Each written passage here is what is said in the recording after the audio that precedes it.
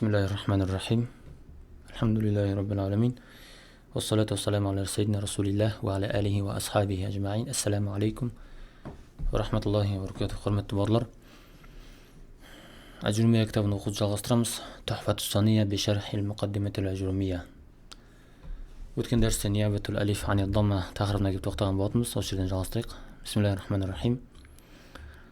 وقال وأما الألف فتكون علامة للرفع في تثنية الأسماء خاصة. Алиф рафтың белгісі болады. Екілік формада келген сөздерде ғана. Aqul шарх жасаған кісі айтады: تكون الألف علامة على رفع الكلمة في موضع واحد وهو اسم المثنى. اسم المثنى ол екілік формадағы сөз. نحو حضر الصديقان. نحو حضر الصديقان فالصديقان مثنى وهو مرفوع لأنه فاعل. صديقان деген مرفوع болады, себебі ол фаил. علامة رفع الألف نيابة عن الضمة. رفع екендігінің белгісі алиф ضمаның орнына. والنون عوض عن التنوين في قولك صديقون وهو الاسم المفرد. نون болса алифтен кейінгі нун تنوينнің орнына келіп тұрған нун. والمثنى هو كل اسم دل على اثنين أو اثنتين بزيادة في آخره أغنت هذه الزيادة عن العاطف والمعطوف.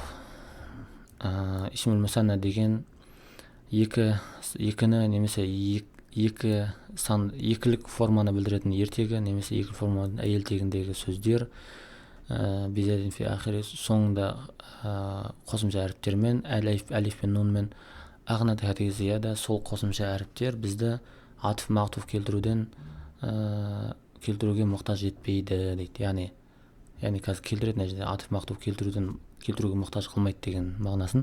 Наху ақбала омаран, мысалы екі омар келдіренсе, бұл жерде әлиф пен нун қосылып тұр, соңына әлиф пен нун зияда яғни қосымша болып тұр. Осы әлиф пен нун қосымша болғандықтан омарды екі рет айтуға мұқтаж емеспіз дейді. Ақбала омар уа омар деп айтуға біз мұқтаж емеспіз. Сол атф мағтуф деген сол болып тұр ғой. Біз омаран дей саламыз да. والهندان فالعمران لفظ دل على اثنين اسم كل واحد منهما عمر. عمرين деген ол жаңағы екілік форманы білдіретін сөз. Әрқайсысының есім сөзі ол омар. Омар деген сөз ол просто екілік формада екі омар деп айту үшін омаран деп тұрды. بسبب وجود زيادة في آخره. соңында зияда болу себепті وهذه الزيادة هي الألف والنون. бұл қосымша әріптер алиф пен нун. وهي تغني عن الاتيان بواو العطف وتكرار الاسم بحيث تقول حضر عمر وعمر. осы зияда, осы қосымша әріптер бізді омарды екі рет айтуға мұқтаж етпейді. Омарды екі рет айтудан құтқарып тұр бізді дейді осы жерде. وكذلك هندان هو لفظ دل على اثنتين. هندان деген сөз екі әйел тегіндегі екілік форманы білдіретін сөз. كل واحدة منها اسمها هند. әрқайсының есім сөзі хинд болады. екі хинд деген сөз ғой. وسبب دلالته على ذلك زيادة ألف والنون. бұл жердегі себеп екілік форманы білдіреді деген білдіруінің дәлелі алиф пен нун келіп тұр. Мысалда көрінгендей дейді. وجود الألف والنون. енді алиф пен нунның бар болуы осы жерде يغنيك عن الاتيان بواو العطف وتكرار الاسم بحيث تقول. сөйтіп әлиф пен нунның болуы сені жаңағыдай вау атфты келтіруден және де есім сөзді қайта айтудан құтқарып тұр дейді. Мысалға дейді: хадрат хиндун ва хиндун. Хинд және хинд келді деп айтпайсың ғой. Екі хинд, хадра хиндан деп екі хинд келді деп айта саласың. Хинд деп қайтадан айтуға мұқтаж емессің дейді. Ары қарай енді тәмринаттар болады. Тәмринаттарды өздеріңіз қарап аласыздар. Әс'ила сұрақтарды өздеріңіз қарайсыздар. Енді келесі мына жерде оқи салайық. Ниябатун нун анид дамма. Дамманың орнына нунның келу кезі қашан келеді? Соны білейік. قال وأما النون فتكون علامة للرفع في الفعل المضارع. نون رفعтың белгісі болады фиғл мударикте. Аф'алул хамса деген бар, сол жерде ғана нун ненің белгісі болады? Дамманың орнына рафтың белгісі болады аф'алул хамсада. إذا اتصل به ضمير تثنية, екілік формадағы дамир қосылса, қазір айтатын ау дамир жама, көптік форманың дамир қосылса, немесе адамирул муаннас мухатаб, мухатабтың әйел тегіндегі дамир қосылатын болса, қазір айтады қалай не екен. وأقول تكون النون علامة على أن الكلمة التي هي فيها مرفوع في موضع واحد. бір жерде нун бар сөз роф екенді, нун өзі бар сөз, яғни нун өзі сол сөздің ішінде келген сол сөз, яғни нун өзі келген сөз роф екендігінің белгісі болады. وهو الفعل المضارع المسند إلى ألف الاثنين أو الاثنتين أو المسند إلى واو الجماعة المذكور أو المسند إلى ياء المؤنث المخاطبة. نون мына жерлерде рофтың белгісі болады дейді дамманың орнына. Біріншісі әлиф екілік формадағы әйел тегіндегі немесе ер тегіндегі фиғл мударикта, барлығы фиғл мударик айтып тұр, нәжде барлығы фиғл мударик айтып тұр. Екілік формадағы әйел тегі немесе ер тегіндегі фиғл мударикта нун рофтың белгісі болады, немесе ваул жамаға, немесе ваул жамаға қосылған кезде нун рофтың белгісі болады, немесе я әл-муаннас әл-мухатаба, соған қосылған кезде нун тактубина деген сияқты, танзурина деген сияқты, сол жердегі танзурина дегендегі я әл-мухатаба болса, сол жерде нун рофтың белгісі болады. Ары қарай أما المسند إلى ألف الاثنين فنحو الصديقان يسافران.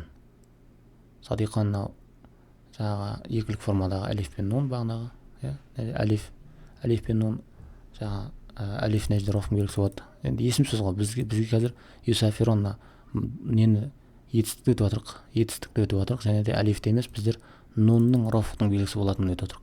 Нун даманың орнына роф болады, юсафирон деген нун рофтың белгісі болады нәжде.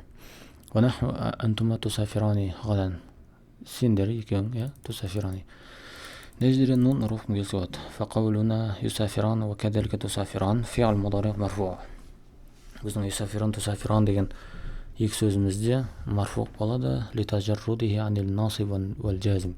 себебі бұлар насып етуші, жазым етуші жағы сөздерден таза дейді. Жазым етіп қоятын, насып етіп қоятын сөздерден таза. Валамат рафи субутун нун. Роф екен белгісі субутун нун, бұл жерде нун, юсафиран деген нун, немесе тусафиран, юсафиран деген нун, субутун нун, осы жерде роф белгісі болады. Ва алиф al-ithnayn фа'ил, алиф al-ithnayn фа'ил болады, мабни аля сукун фи махалли роф болады. Осы жерде ары қарай وقد رأيت أن الفعل المضارع المسند إلى ألف الاثنين قد يكون مبدوءة بالياء للدلالة على الغيب كما في المثال الأول, وقد يكون مبدوءة بالتاء للدلالة على المخاطب كما في المثال الثاني. енді сен нәжде көріп тұрғаныңдай бұл жерде жаңағы ورأيت أن الفعل المضارع المسند إلى ألف الاثنين, әлиф снайнге қосылған фиғл мударик кей кезде ямен басталып тұр, юсафиран деп ямен басталып тұр. Ол жерде лиддалалат алал ғайб, ғайбқа айтылып жатқан юсафиран, ол екеуі юсафиран деп отыр, ол екеуі сапарға шығады. Ғайбты білдіру үшін, ғайбты білдіру мақсатында дәлел ғайбқа дәлел болып я келуі мүмкін. Бірінші мысалдағындай немесе тәмен келуі мүмкін. Мұхатапты білдіру үшін мұхатапқа дәлел ретінде тәмен келуі мүмкін. Тусафиран деген сияқты, әнтума тусафиран деген сияқты. Ол екінші мысалда көрініп тұр деген мысалдарды қайталап айтып отырған. Ары қарай وأما المسند إلى ألف الاثنين فنحو الهندان تسافران غدا نحو أنتما يا هندان تسافران غدا. فتسافران في المثالين فعل مضارع مرفوع بثبوت النون وألف فاعل مبني على السكون في محل رفع. Бұл жерде болса ألف الاثنين қосылатын болса, ألف الاثنتين, то есть ألف الاثنتين екілік формадағы әйел тегіндегі әлифке қосылатын болса, әйел тегіндегі екілік формадағы әлифке қосылатын болса, нун, яғни тусафирон, ол екі әйел сапарға шығады деп, немесе сен екі әйел сапарға шығасың дегенде, ол екеуінде ол екі әйел, сен екі әйел деген араб тілінде бір ғой, тусафирон болады. Та болады екеуінде де. Бұл жерде екі мысалда да фи'л мудари болады, марфуъ болады, бисубутун нун, нәжді нун субут нунмен марфуъ болады. Вал алиф фа'ил, нәжді алиф фа'ил болады. Мабни аля сукун фи махал рафъ деп иғраб талады. ومن تعلم أن المضارع المسند إلى ألف الاثنتين إذا يك أيل تيجي يكلك فرما داغ ألف كي خصلغان مضارع لا يكون موضوعا إلا بتاء للدلالة على تأنيث الفاعل. استوشف فاعل دن أيل تيجي يكن بلدروشن تامين غنا بastaladı. نيجي خلاص تسافراني يكي مخاطب بزاد تسافراني وات غايب بزاد تسافراني وات يتكن هو أيل تيجي سجل. سواء كان غائبا كان مثال الأول بربر برنش مثال داغنday غايب болсын, أم كان حاضرا немесе жанында тұрған, حاضر яғни жанында тұрған болуы мүмкін, мұхатабан диалог жасап тұрған болса да екінші мысалдағындай дейді. Бәрібір тә екеуі де тәбі мысал, өйткені ол әйел тегінде болады дейді. Ары қарай وأما المسند إلى واو الجماعة, واو الجماعة қосылған кезіне келетін болсақ, فنحو الرجال المخلصون هم الذين يقومون بواجبهم. نجي يقومون دегенде واو الجماعة نو نون ثبوت النون نو. ونحو أنتم يا قوم تقومون, نجي تقومون тағы да نجي تقومون يقومون تقومون. көрдіңіз, نجي يقومون олар орындайды, يقومون енді нежде тақумун, нежде сендер орындайсыңдар өздерің уажиптерің деп тұр ғой. Тақумун деген тұрасыңдар деп тұр, орындайсың мағынасында ғой нежде. فيقومون ومثله تقومون. يقومون да تقومون да فعل مضارع مرفوع болады, екеуі де علامة رفع ثبوت النون болады, رفع деген белгісі ثبوت النون болады. وواو الجماعة فاعل, واو الجماعة فاعل болады, مبني على السكون في محل رفع болып إعراب талады. ومنه تعلم أن الفعل المضارع المسند إلى واو الجماعة إلى هذه الواو قد يكون مبدوءة بالياء للدلالة على الغيب. бұл жердегі واو الجماعة қосылған فعل مضارع бұл жерде ғайыпты білдіру үшіниямен басталады кей кезде дейді. Мысал бірінші мысалдағындай كما في المثال الأول, немесе قد يكون مبدوءة بالتاء, тәмен басталуы да мүмкін, للدلالة على المخاطب, диалог жасап жатқан мұхатап білдіру үшін тәмен де басталуы мүмкін, كما في المثال الثاني, екінші мысалдағындай. وأما المسند إلى ياء المؤنث المخاطبة, يا مؤنث مخاطبة қосылған فعل مضارعты айтатын болсақ, فنحو أنت يا هند تعرفين واجبك. تعرفين білесің деген сөз әйел тегінде. Сен білесің әйелге айтып отқан кезде تعرفين бұл жерде فعل مضارع مرفوع. бұл да فعل مضارع مرفوع болады, علامة رفعه ثبوت النون, соңғы нун рафтың белгісі болып тұр. ويا المؤنث المخاطب فاعل, нәжде تعرفين дегендегі يا المؤنث المخاطب فاعل болады, مبني على السكون болады, في محل رفع болып إعراب талады. ولا يكون الفعل المسند إلى هذه الياء, осы яға қосылған فعل إلا موضوعة بالتاء. осы яға қосылған, осы яға жаны تعرفين дегенде يا المؤنث المخاطب деген яға қосылған етістік тек қана тәмен ғана басталады. تعرفين болды. وهي دالة على تأنيث الفعل فاعل, то есть фаилдің әйел екендігін білдіретін дәлел, әйел екендігіне дәлел болатын тә ол. Сондықтан тәмен ғана басталады. فتلخص لك أن المسند إلى الألف يكون, енді же саған соңынан белгілі болатын нәрсе ألفке أن المسند إلى الألف يكون موضوعة بالتاء أو بالياء. ألفке қосылған кезде тәмен ямен басталуы мүмкін. والمسند إلى الواو, واوға қосылған кезде ол да يكون موضوعة بالتاء أو الياء, ол да ямен немесе тәмен басталуы мүмкін. ал والمسند إلى ياء Ал енді яға қосылған ла якуну мабдуатан илля битта. Яға қосылған кезде тек қана тағымен ғана басталады. Ол мына жерде мысалы яқумани тақумани. Әлифке қосылып тұр ғой нанун. Мына етістік әлифул иснайнға қосылып тұр ғой. Сондықтан ямен де тәмен де қосылады. Мына жерде яқумуна тақумуна ваул жамаға фиғл мудари ваул жамаға қосылған кезде ямен де тәмен де басталуы мүмкін. Тақумина ал мына жерде тақумина я ал-мухатаб ал-муаннасқа қосылған кезде тек қана тәмен басталады. Ва тусамма хадил амсила.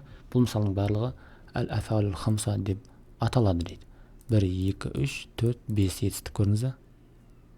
Осы афалул хамса деп аталады. Тәмринаттарды өздеріңіз бір қарап шығасыздар. Сұрақтарды өздеріңіз бір оқып шығасыздар керек болса, немесе жалпы сабақты түсінсеңіздер де жеткілікті деп ойлаймын. Бірақ енді сабақты пысықтау үшін, отырғызу үшін қарап қайталап шықсаңыздар болады. Келесі дәрісте аламатун насбты өтетін боламыз. Иншалла Алла тезірек осы сабаққа жеткізгей. Бізбен сізді құрметті бауырлар, каналымыздың дамуына, осы ислами сауапты контенттің дамуына атсалсам десеңіздер, көмек берем десеңіздер, әрдайым есігіміз ашық. Әр сабақтың, әр дәрісіміздің астына карточка реквизиттерімізді, данныйларымызды қалдырамыз. Сауап түсте, жақсы түсте бірге болайық, атсалсыңыздар арғы дамуына. Осы каналға көмек берген бауырлардың арқасында, көмектерінің арқасында Аллаға шүкір, Zoom H1 деген микрофонымды алдым. Әлі де мақтанып кәдімгідей айта берем. Өйткені өте сапалы жазатын микрофон. Бұл микрофонмен кәдімгідей студияда жұрттар жаңағыдай аспаптарды жазады екен, музыка да жасайды екен. Аллаға шүкір, сондай сапалы микрофон алып, сапалы дәрістер шығарып бастадық. Аллаға шүкір, ары қарай дамып, студия ашып, видеокамера алып, кәдімгідей білікті ұстаздарды жаңағы неге шақырып, болмаса өзіміз отырып сөзде сабақ жасайтын сондай бір жоспарларымыз бар. Оған да иншалла атсалсыңыздар, қол ұшын созыңыздар бауырлар. Ва ахиру дағуана алхамдулиллахи раббил аламин.